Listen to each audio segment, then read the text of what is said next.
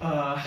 You called me here to talk about Words of a Native Son by James Baldwin and why it should be included in the Norton Anthology for African American Literature.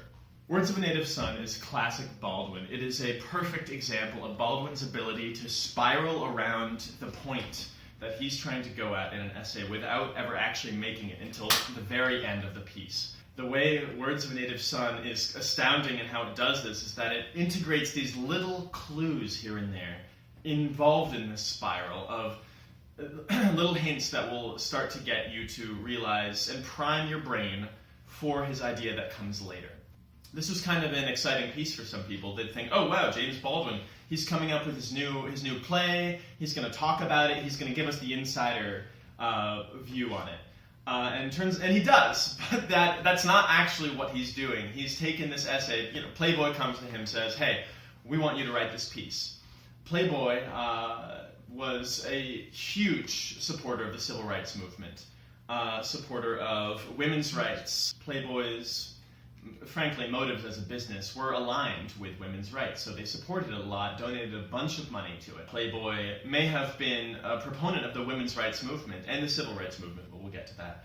But it may not have treated its women amazingly. Playboy's relationship to the civil rights movement is a lot less complicated. They supported it on the whole. They had African-American authors coming in. They had African-American playmates posing in the magazine. The longest interview Martin Luther King Jr. ever did with anyone was for Playboy magazine. So Baldwin starts to writes this piece for Playboy magazine in 1964, December, the same year as the Civil Rights Act of 1964 was released. A huge win for the civil rights movement. This essay is about how, yes, that's a win, but we have so much more work to do. So the way he begins to imply that is in a huge sense by his use of adjectives in the piece.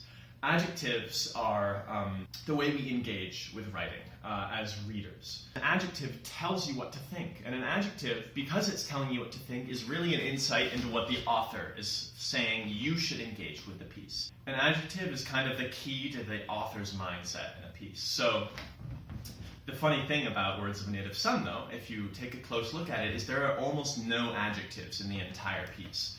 This is for a couple reasons. The first of them being that he wants to draw attention to the adjectives that are there. The adjectives that are there are very specifically violent and power language.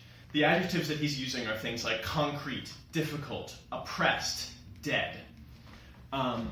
These are all, words that bring forward imagery of violence, power, being oppressed. Those adjectives are kind of the key to this piece, funneling us all towards the dead boy.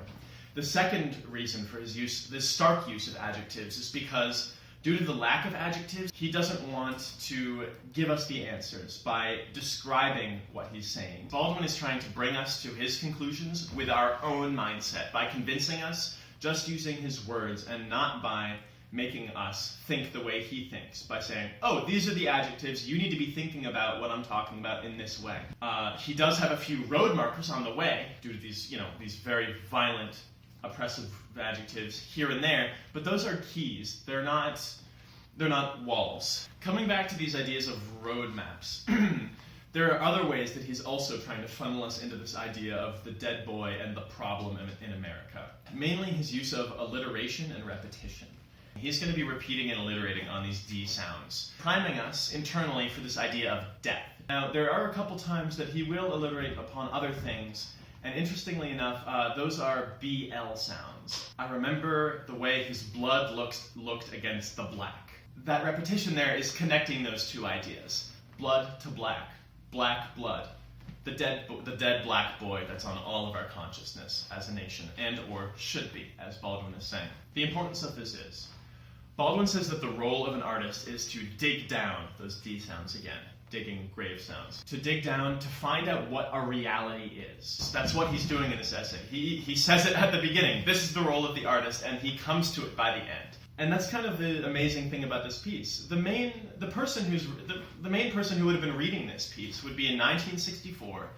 The Civil Rights Act had just been passed.